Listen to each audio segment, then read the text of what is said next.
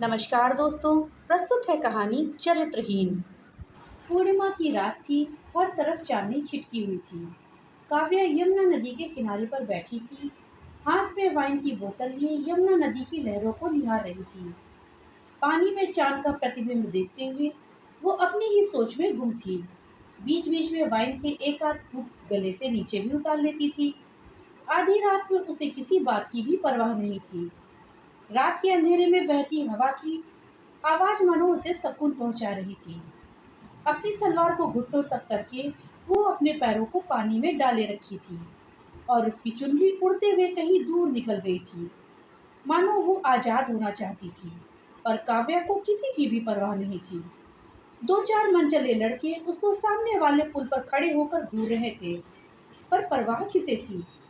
काव्या की आंखों से कभी आंसू बहते तो कभी होठों पर मुस्कुराहट आ जाती। इस मनोरम चांदनी में उसका शरीर भी चांदनी की तरह दमक रहा था।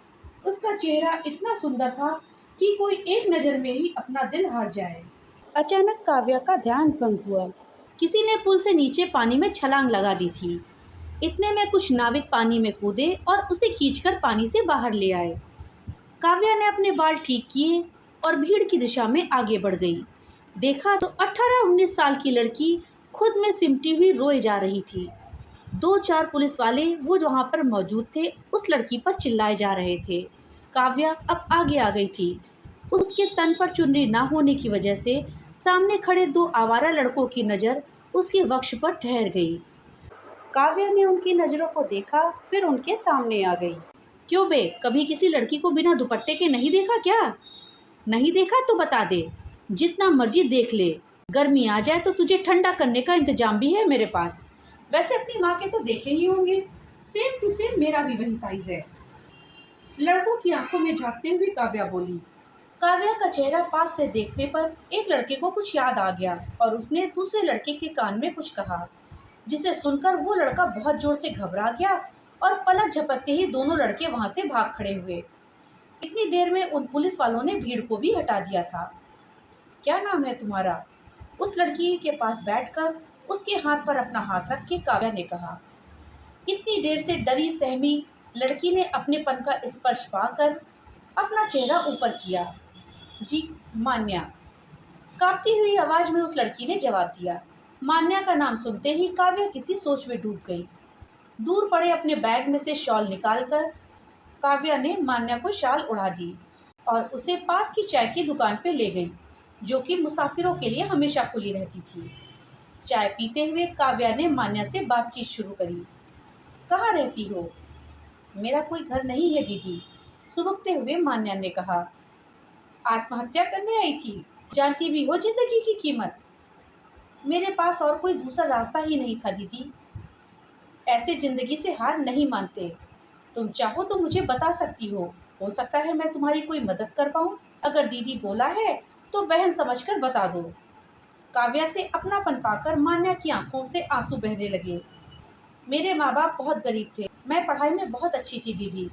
सोचती थी पढ़ लिख कर कुछ बन जाऊंगी और अपने माँ बाप को आराम की जिंदगी दूंगी, लेकिन ऐसा कुछ भी नहीं हो पाया।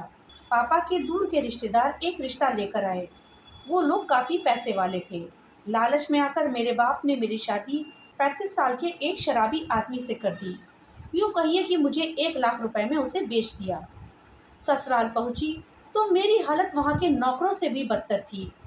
खरीद कर जो आई थी, दिन भर सबकी गुलामी करती और रात में पति की गालियाँ सुनकर अपना शरीर नुचवाती। शराब पीने के कारण मेरा पति मर गया और मैं विधवा हो गई। मेरे ससुराल में अब किसी को मेरी जरूरत नहीं थी। उल्टा बदचलन बोलकर मुझे घर से धक्के देकर निकाल दिया गया। वहाँ से माँ बाप के घर गई तो वो तो मुझे पहले ही बेच चुके थे। जिन माँ बाप को अपनी बेटी बेचने में लोक लाज की याद नहीं आई, अब उन्हें विधवा बेटी को घर पे रखने में लोक लाज की चिंता थी। उन्होंने भी मुझे घर से निकाल दिया। अब तुम ही बताओ दीदी, मैं क्या करूं? जहां भी गई मुझे चरित्रहीन बोलकर अपमानित किया गया। बाहर भूखे भेड़ियों की कमी नहीं है, हर वक्त लार टपकाते हुए शरीर नोचने के लिए तैयार रहते हैं। मैं नहीं जी सकती इस चरित्रहीन के दाग के साथ। मान्या की बात सुनकर काव्या ने एक गहरी सांस ली। वो मान्या को लेकर फिर उसी जगह आई जहाँ कुछ देर पहले वो बैठी हुई थी। कुछ देर बाद काव्या ने बोलना शुरू किया। चरित्रहीन, बड़ा अजीब शब्द है ना ये शब्द किसी ने अगर किसी लड़की को बोल दिया तो वो खंजर मारने से भी ज़्यादा दर्दनाक होता है उस लड़की के लिए। चलो मैं तुम्हें एक कहानी सुनाती हूँ। एक लड़की थी, बिल्कुल तुम्हारी तरह, आंखों में हजारों सपने बसाए, हमेशा हंसती मुस्कुराती हुई अपने माँ बाप की चहेती थी। बस उसके घर वाले गरीब नहीं थे, भरा पूरा परिवार था उसका। कहते हैं ना, वक्त और नसीब के आगे किसी की नहीं चलती। अचानक से उसके पापा को हार्ट अटैक आ गया और वो दुनिया छोड़कर चले गए। उसकी माँ भी उस सदमे को बर्दाश्त नहीं कर पाई और वो भी उसे अकेला छोड़कर चली गई। उस लड़की के पास अब सिर्फ उसकी छोटी बहन थी। सारी दौलत पर राज हो जाने के कारण चाचा और चाची का बर्ताव बदल चुका था। वो लोग कई कई दिन तक उन्हें भूखा रखते। खुद की भूख तो वो सह लेती थी, पर अपनी बहन को भूख से तड़पते देखकर उसकी आत्मा बिखर जाती थी। अपनी बहन को तड़पते देखकर एक दिन उसने बगावत करने की ठानी, पर उसे बुरी तरह से पीटकर कमरे में बंद कर दिया गया। उस लड़की का एक दोस्त था जिसे इन सब के बारे में पता था। आधी रात को वो चुपके से उन दोनों के लिए खाना लेकर आता था। एक दिन उसे आते हुए किसी ने देख लिया और बिना सोचे समझे उस लड़की को चरित्रहीन की उपाधि दे दी गई। आधी रात को ही उसे घसीटकर घर से बाहर निकाल दिया गया। वो रोती रही, चिल्लाती रही, पर किसी को भी उस पर दया नहीं आई। घर तो घर, बाहर वालों, मोहल्ले वालों को भी उस पर रहम नहीं आया। ऊपर से उस पर फप्तियां कसी गई। पूरी रात वो लड़की पास के एक मंदिर में बैठी रही, इस उम्मीद में कि शायद उसके घर वालों को उस पर तरस आ जाए। सुबह होने पर पता लगा कि उसकी 10 साल की बहन ने फांसी लगाकर आत्महत्या कर ली थी। उसकी बहन की मौत का जिम्मेदार भी उसे ही ठहराया गया। कुछ लोग उस लड़की की तरफ से बोलना चाहते थे, उसके परिवार वालों के रुतबे के आगे बोल ना पाए। इतना तो वो समझ ही गई थी कि सब पैसे का ही खेल है। अपनी बहन के मौत के गम में वो पूरे दिन उस मंदिर के पास बैठी रही। रात हुई तो गांव के ही एक आदमी ने उसके साथ जबरदस्ती करने की कोशिश की। जब वो अपने मंसूबे में कामयाब नहीं हो सका तो सारा इल्जाम उस लड़की पर ही लगा दिया। वो सामने पुल देख रही हो, जिंदगी और अपमान से हारकर वो भी उसी पुल से इस गहरे पानी में कूद गई थी। मौत को करीब देखकर भी उसे सिर्फ अपना अपमान और अपनी बहन याद आ रही थी। उसकी किस्मत ने उसे यहाँ भी धोखा दे दिया। एक भले इंसान ने उसे बचा लिया था। उस इंसान ने उसे जिंदगी की कीमत समझाई। उसने समझाया कि जिंदगी से हार मत मानो, बल्कि उन सबको मुंह तोड़ जवाब दो जिन्होंने तुम्हारे साथ गलत किया है। उनकी बातों से हिम्मत लेकर उस लड़की ने ठान लिया कि अब वो हार नहीं मानेगी और कुछ भी कि अपने ऊपर से चरित्रहीन के कलंक को मिटाएगी। कुछ दिन तक वो उसी आदमी के साथ रही। घर घर जाकर काम करके उसने कुछ दिनों तक 2 वक्त की रोटी का इंतजाम कर लिया। वहाँ भी कुछ लोग उसे गिद्ध की नजरों से घूरा करते थे। किसी तरह अपनी आबरू को बचाते हुए उसने अपने लिए एक छोटे से कमरे की व्यवस्था कर ली थी।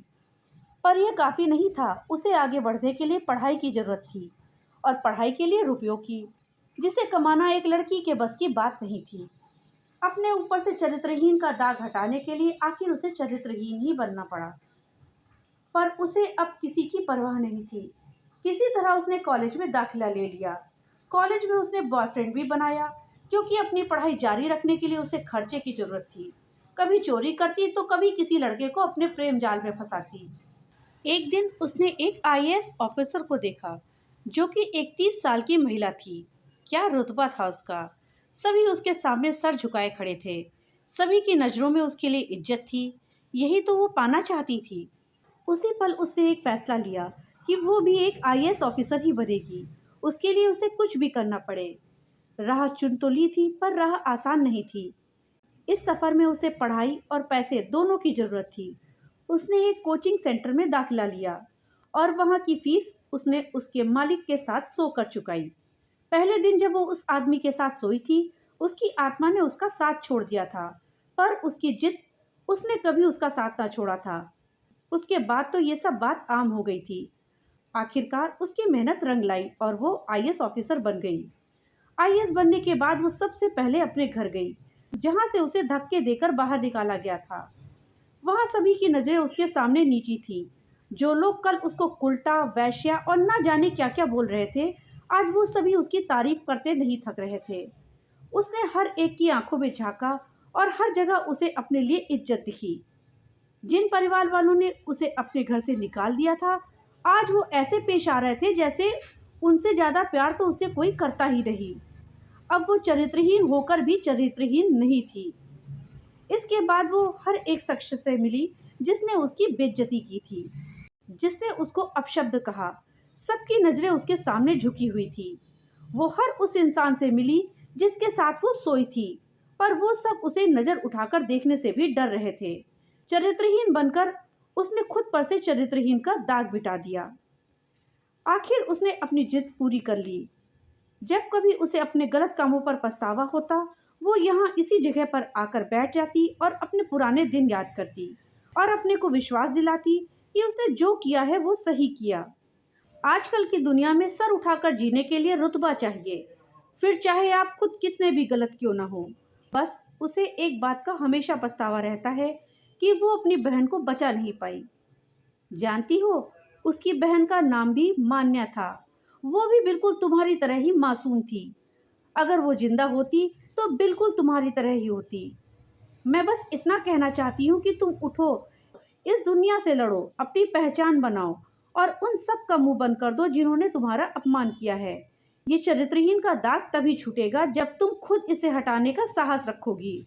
तुम्हारे पास खोने को कुछ नहीं है, तो डर किस बात का। काव्या की बातें सुनकर मान्या को बहुत हिम्मत मिली। उसने फैसला कर लिया कि वो अब हार नहीं मानेगी। मैडम, वो गाड़ी रेडी है। एक व्यक्ति की आवाज सुनकर मान्या का ध्यान टूटा। मान्या को अपना कार्ड थमाकर काव्या उठ खड़ी हुई। अगर कभी मेरी जरूरत पड़े तो बेझिझक मेरे पास आ जाना, काव्या ने मान्या के गाल पर हाथ रखते हुए कहा। मान्या ने उस कार्ड को देखा। आईएएस काव्या श्रीवास्तव। मान्या हैरानी से कभी काव्या को देखती तो कभी उस कार्ड को। इसका मतलब कहानी वाली लड़की खुद काव्या है। तुम चाहो तो मेरे साथ चल सकती हो। वादा करती हूँ कि तुम्हें चरित्रहीन नहीं बनने दूंगी, काव्या ने मुड़ते हुए मान्या से कहा। हाँ, मैं सिर हिलाकर मान्या दीदी बोलते हुए काव्या के गले लग गई। काव्या ने अपने हाथ में पकड़ी हुई वाइन की बोतल को देखा और मुस्कुराकर उसे दूर फेंक दिया और मान्या को अपने साथ ले चली गई। आज काव्या को अपनी छोटी बहन वापस मिल गई थी।